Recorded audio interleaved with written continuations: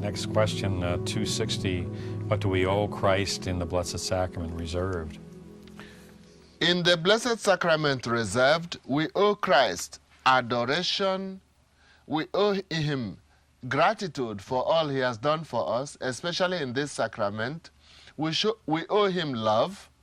Sometimes when we say devotion, some people may misunderstand it. Devotion means we are giving attention to Christ. In this case, devotion will mean love. It will mean adoration. It will mean thanksgiving. It will mean simply loving presence. As the curé of Ars, the St. John Mary Vianney, the parish priest of Ars, he said there was a certain farmer who often visited the Blessed Sacrament before going to work and returning. And this farmer stayed a long time in the church in front of the tabernacle.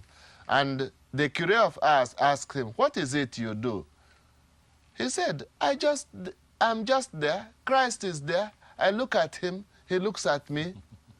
So it is not necessary to say many words. Yes. When we are with those we love, we don't always speak or talk. Sometimes we are just there. Yes. In loving presence. Yes. For all those motives, that's what we owe Christ in this sacrament. So therefore, Eucharistic, I noticed in Rome, the Holy Father, in St. Peter's, there's a chapel there where he has Eucharistic adoration throughout the day. Yes.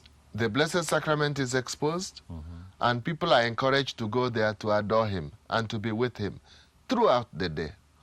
Because I think this is so important that it seems like the parishes, or there was a diocese in the United States that has, I think, the highest vocation rate, and the bishop claims it's because of the Eucharistic adoration going on in the diocese. They have a 40-hour devotion traveling all around the diocese, and very good. And the fruits come when our Lord is adored.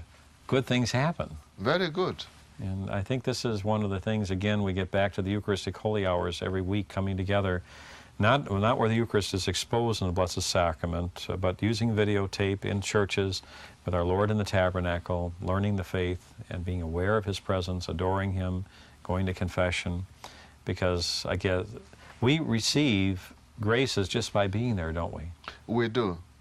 It is we who need Christ. Yes. He doesn't need us. Yes.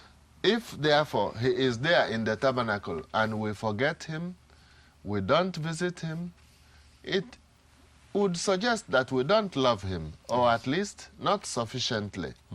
If we rush, it means we don't love him enough. Visits to Blessed Sacrament are very important to nourish our faith.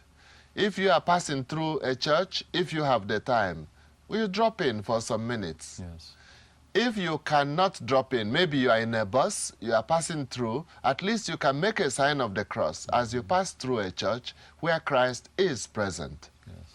All those are signs of faith. Because I think, we mentioned before in our earlier program, the Eucharist, the Holy Father talked about these three graces. You receive sanctifying grace at the time the priest consecrates the bread into God's body and the wine into his blood. The graces flow from the altar at that moment. We're receiving sanctifying grace at that time. And then he talks about receiving sanctifying grace when we receive our Lord in Holy Communion. So additional sanctifying grace is given to those that are receiving Holy Communion. So, and then the third way is just being there in his presence. So he talks about the sacrament of sacrifice, the sacrament of communion, and the sacrament of presence. I mean, it's all part of the Holy Eucharist, the sacrifice of the Mass, but the three distinct graces flow at three different times. So just by going into the churches, sitting there with our Lord, looking at him, being there, we're growing in sanctifying grace. It's incredible. Unmistakable. Yeah. It is so. So so if we really believe that God's there, we would want to go and make these visits. And I think this is just a revelation to most Catholics, because the churches are empty most of the time.